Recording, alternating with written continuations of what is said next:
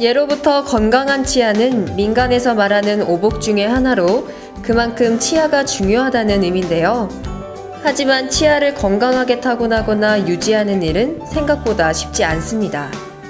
따라서 현대인들 중 대부분은 치과를 빈번하게 찾으며 끊임없이 치아의 건강 상태를 점검하고 있습니다.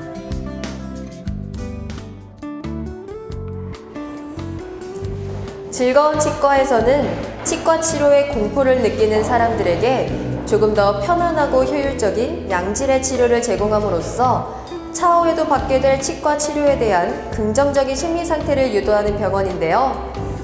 대전 시민들의 치아 건강을 책임지고 있는 즐거운 치과에서 치아 질환의 예방과 치료에 대해 원장 선생님들과 도움 말씀 들어보겠습니다.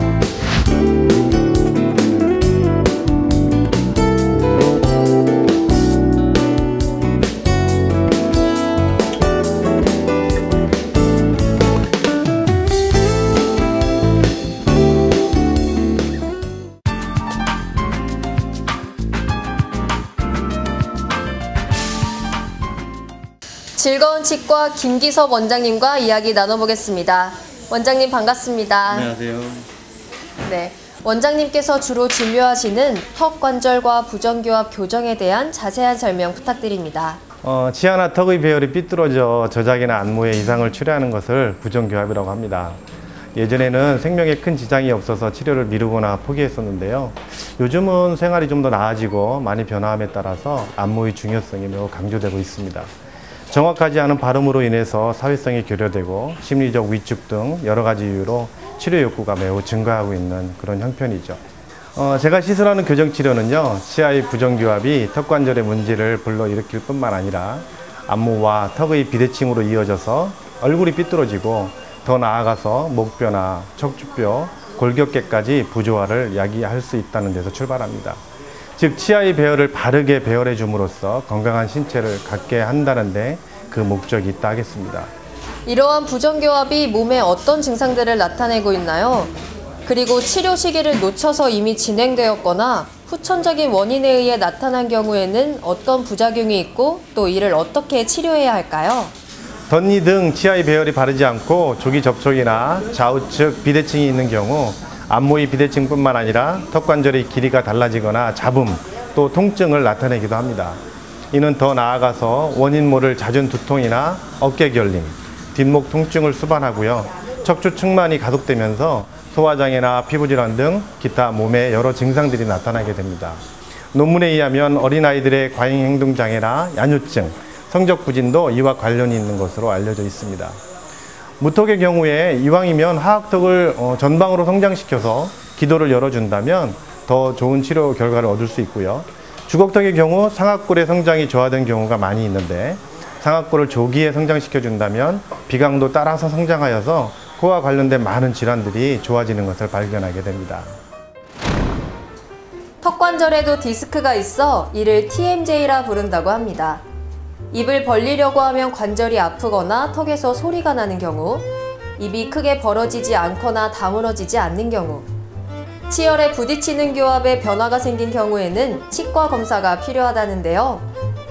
즐거운 치과에서는 TMJ로 판명났어도 스플린트 장치로 치료한 후에 보철 및 교정 치료를 하여 완벽히 고칠 수 있다고 합니다. 치열이 비뚤어진 것들은 눈에 보여서 어느 정도 알 수 있지만 턱관절 질환의 경우에는 환자분들이 많이 의식하지 못하는 경우가 있습니다. 이를 어떻게 진찰하고 치료해야 하는지도 매우 궁금한데요. 턱관절 질환의 경우 귀 앞부분, 턱관절 부위에서 딱딱 또는 바그닥거리는 소리가 나거나 통증이 유발되는 경우, 아니면 입을 벌릴 때 통증이 유발되면서 입이 잘 벌어지지 않는, 그리고 한쪽으로 치우쳐서 벌어지는 경우 턱관절 질환을 의심하시면 됩니다. 턱관절 부위 아래턱 과두가 뒤로 밀리면서 디스크가 전방으로 빠지는 것이 대표적인 문제입니다. 빠진 디스크를 원상 복구하기 위해서 교합 안정장치라고 불리우는 스프린트를 하루 24시간 착용하게 하고요. 그렇게 치료를 하게 됩니다. 아울러 필요에 따라 한방의 추나 치료나 카이로플락틱 치료를 병행하기도 하고 턱관절이 안정된 위치를 찾은 후에는 2차적으로 치아의 맞물림의 변화를 위해서 치열 교정이나 보철 치료, 메탈 스프린트 등으로 턱관절 질환의 재발을 막기 위해서 치료를 더 시행하고 있습니다. 네, 그렇다면 이러한 턱관절 이상은 어떻게 예방할 수 있을까요? 턱관절은 무엇보다 조기 치료가 매우 중요합니다. 이미 진행되어 길이의 변화를 야기하는 비대칭까지 발전한다면 치료를 한다고 해도 재발이 참 잘 되고요. 결과에 한계가 있으므로 어려서부터 좋은 치열을 만들어주고 잘못된 습관 등은 미리 개선해 주는 것이 매우 중요합니다. 어려서부터 유치를 제때 빼주시거나 교정치료를 통해 좋은 치열을 만들어 주시고요. 한쪽으로만 씹는 편측 저작 등을 피해 주시고 너무 딱딱한 음식은 자제해 주시는 것이 참 좋습니다. 즐거운 치과의 박인환 원장님 모셨습니다. 원장님 반갑습니다. 네, 안녕하세요. 네, 선생님께서는 고리식이나 보철 클리닉은 물론 특히 임플란트 시술을 전문으로 하고 계신데요. 임플란트 치료에 대한 자세한 설명 부탁드립니다. 임플란트란 이가 빠진 자리에 잇몸뼈의 뿌리 역할을 하는 이러한 타이타늄 합금을 심은 후에 뼈와 단단히 붙게 되면 그 위에 머리에 해당되는 지대치를 연결을 하고 치아를 씌우는 것을 말합니다. 브릿지와 같이 치아가 빠진 경우 앞 뒤의 치아를 삭제하거나 연결하거나 틀니처럼 넣었다 빼었다 하지 않아도 되기 때문에 남은 치아에 덜 유해하고 자연치들과 이를 서로 나눠서 하기 때문에 치아의 수명을 늘리는 데 효과가 있다고 할 수 있습니다. 특히 틀니는 이가 빠진 곳 양옆 치아를 깎은 뒤 이것을 지지대로 삼아 이를 끼워 넣기 때문에 임플란트에 비해서는 심하게는 8분의 1 정도까지 저장력이 약하고요. 임플란트를 이용할 경우 개수에 따라서 차이가 있지만 거의 내 치아와 비슷한 정도의 강도를 지니며 잇몸 질환 관리만 잘하면 반영구적으로 사용할 수 있다는 장점이 있습니다. 임플란트는 틀니와 같은 의치와는 달리 이물감이나 다른 불편함 없이 자연 치아 같다는 의미인데요. 이 밖에도 임플란트의 또 다른 장점들로는 무엇이 있을까요? 치아가 빠지면 보통 치조골은 점점 없어지기 마련인데요. 임플란트를 식립할 경우에 그 부위의 치조골이 자연 치아와 비슷하게 유지될 수 있습니다.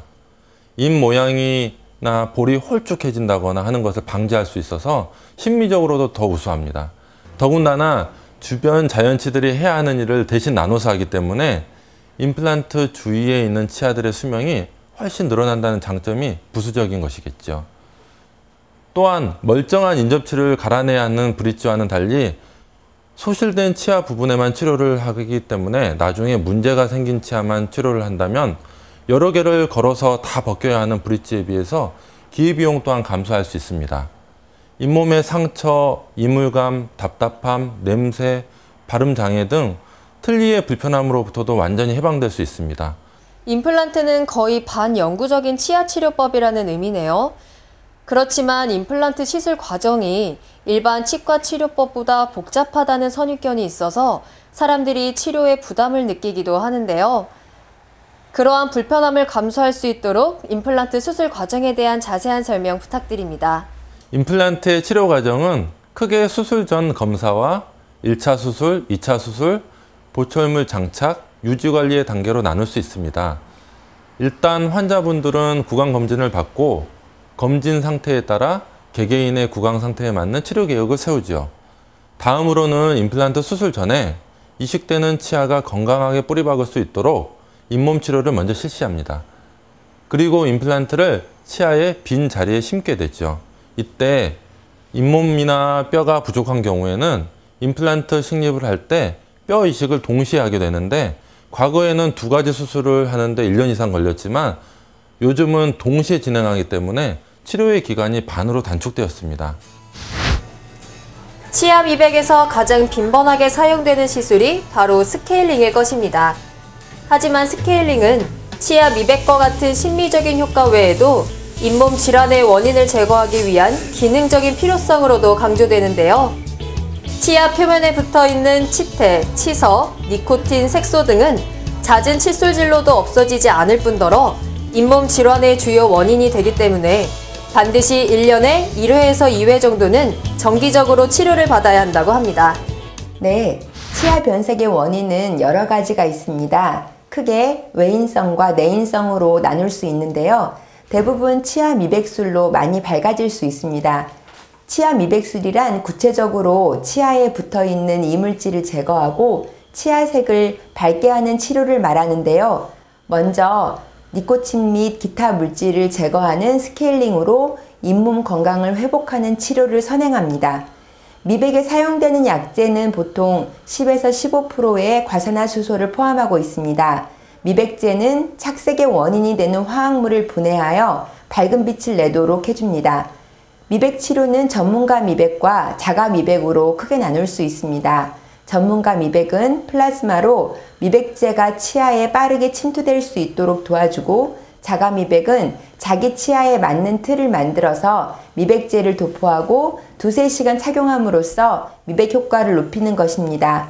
대부분 미백 치료는 아프거나 불편하지 않고 치아나 잇몸에 손상을 주지 않으면서 치아색을 밝게 할 수 있는 효과적인 치료입니다.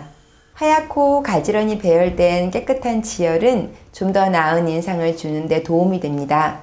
누군가에게는 약간의 덧니가 귀여워 보일 수도 있겠지만, 또 한두 개 치아가 삐뚤어졌거나 튀어나온 경우, 사이가 벌어져 있거나 치아 모양이 왜소한 경우나, 또 치아나 잇몸에 변색이 있다든지 하면 일반적으로 눈에 거슬리게 되는데요. 따라서 스스로도 콤플렉스를 가지고 손으로 입을 가리고 웃는 등 대인관계에 소극적인 경우가 많습니다. 이런 앞니 문제를 심의보철을 통해서 해소하고 아름다운 스마일 라인을 가질 수 있습니다. 스스로 긍정적인 자아상을 가지고 자신감 넘치는 인간관계를 맺어갈 수 있게 되는 거죠. 라미네이트란 손상되거나 색깔이 변한 앞니 등을 정상 치아 모양으로 복원시키는 시술로 치아에 치아 모양과 똑같은 인조막을 덮어 씌운다고 합니다. 즐거운 치과에서는 환자들이 시술 시 고통을 덜할 수 있도록 도우며 손상 치아에 튼튼한 보호막을 씌워 건강한 치아를 유지해주고 있습니다. 뿐만 아니라 수면 진정 치료도 실시하므로 치과 치료에 대한 부정적인 인식을 제거하여 왔다는데요. 이처럼 환자들 개개인에게 정성을 다하는 즐거운 치과였습니다. 즐거운 치과는 환자들의 한마디 한마디를 소중하게 여기며 최상의 진료 서비스를 제공하기 위해 노력하고 있는데요. 이는 부담스러운 치료 비용으로 환자들이 치과에 내원하기를 주저하지 않도록 양심적인 진료비를 받는 일면을 보더라도 잘 느낄 수 있습니다. 치아의 기능적인 요소부터 심리적인 부분까지 종합적으로 관리해주는 즐거운 치과에서 지금까지 리포터 한보람이었습니다.